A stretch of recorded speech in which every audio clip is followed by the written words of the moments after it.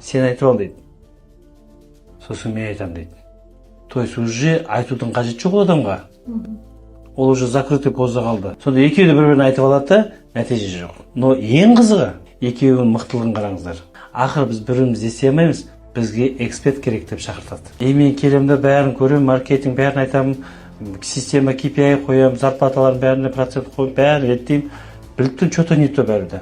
А потом бүйтіп зерттеп қараса, оказывается, ода да емес мәселе.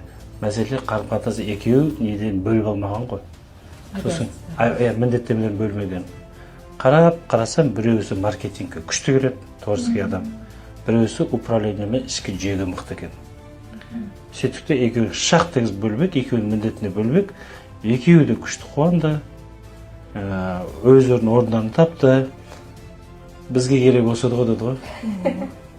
Көрдің бе, екеуінің ақыллығы сонда. Олар түсінді, что ақыр біз біріміз естімейтін болсақ, тете ғой енді. Бізге сырттан эксперт керек деп шақырды. Олар жұмсады ақша, қаражат бөлді, но дегенмен де өздерінің проблеманы шешіп алды.